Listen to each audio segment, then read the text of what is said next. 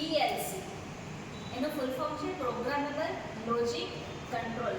આપણે તેના વિશે આજે બેઝિક માહિતી જોવાની છે. આશા એ રાખું છું કે આ વિડીયો છે તે તમારા આઈટીઆઈના જે ટ્રેનિંગ્સ છે તેના માટે ખૂબ જ ઉપયોગી થઈ રહેશે. પીએલસીની વ્યાખ્યા આપણે લઈએ કે પીએલસી શું છે, તો તે જોઈએ કે તે એક ઇન્ડસ્ટ્રીયલ ડિજિટલ કોમ્પ્યુટર છે જે ઇન્ડસ્ટ્રીમાં મશીન અને પ્રોસેસને ઓટોમેટિક કંટ્રોલ કરવા માટે તેનો ઉપયોગ થાય છે. કે જ્યારે આપણે ઇનપુટ ડિવાઇસથી કોઈ પણ માહિતી લઈએ છીએ તેનું પ્રોગ્રામિંગ મુજબ તેનું પ્રોસેસ પર આઉટપુટ ડિવાઇસને આપણે કંટ્રોલ કરી શકીએ છીએ. બરાબર. તો સૌથી પ્રથમ પીએલસી ક્યારે શોધ્યું? તો તે વર્ષ 1968માં પીએલસી શોધવામાં આવી. તેનો શોધક છે ડિક મોરલે. પ્રથમ કાર મેન્યુફેક્ચરિંગ ઇન્ડસ્ટ્રીઝમાં જનરલ મોટરને કંટ્રોલ કરવા માટે પીએલસીનો ઉપયોગ થયેલો હતો અને તે પીએલસીનું નામ હતું મોડિકોન 084. આપણને એમ થાય કે પીએલસીનો ઉપયોગ શું કરવાનો છે, તેનો યુઝ શું છે?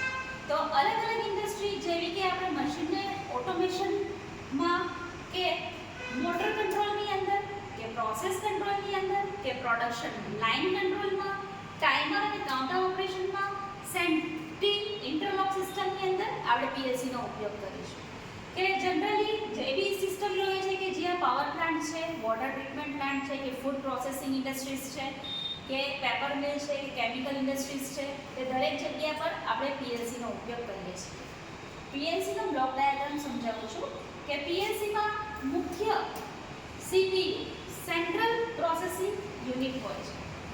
તે પાવર સપ્લાય સાથે કનેક્ટેડ હોય છે કે જે પીએલસીને સ્ટાર્ટ કરવા માટે, સીપીયુને ઓન કરવા માટે પાવર સપ્લાય આપે છે.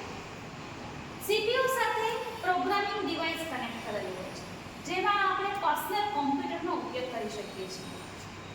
સીપીયુ સાથે મેમરી યુનિટ છે કે જે ઇનપુટ ડેટા, આઉટપુટ ડેટા કે પ્રોગ્રામિંગને સ્ટોર કરવા માટે ઉપયોગમાં લેશું.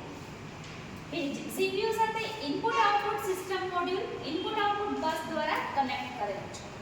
ઇનપુટ આઉટપુટ સિસ્ટમ મોડ્યુલની અંદર ઇનપુટ ડિવાઇસ અને આઉટપુટ ડિવાઇસનો સમાવેશ થાય છે. તો ઇનપુટ ડિવાઇસ કયા કયા હોય? ઇનપુટ ડિવાઇસ તરીકે આપણે સ્વિચ લઈએ છીએ, જેનો on of switch, toggle switch, ઘણી બધી સ્વિચનો ઉપયોગ થાય છે. સેન્સર જે કે PT pressure transmitter, PT temperature transmitter, level transmitter, તેવા ડિફરન્ટ ટ્રાન્સમીટર્સ, સેન્સર્સનો ઉપયોગ કરીએ છીએ. પુશ બટન સ્વિચ એટસેટ્રા આપણે ઇનપુટ ડિવાઇસ તરીકે લઈ શકીએ છીએ. આઉટપુટ ડિવાઇસ તરીકે આપણે પીએલસીમાં શેનો ઉપયોગ કરીશું?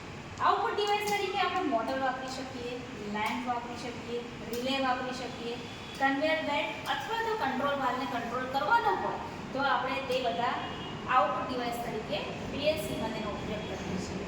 તો આ તમને જે દેખાય છે તે માત્ર બેઝિક માહિતી છે કે તેની વ્યાખ્યા શું છે, તેનો બ્લોક ડાયાગ્રામ શું છે, તેનો ઉપયોગ શું છે. આગળના લેક્ચરની અંદર આપણે તેના એડવાન્ટેજીસ, ડિસએડવાન્ટેજીસ, કઈ કઈ ટાઈપની પીએલસી અવેલેબલ છે, કઈ કઈ કંપનીની પીએલસી અવેલેબલ છે, આ દરેક માહિતી આપણે ડિટેલમાં શીખીશું.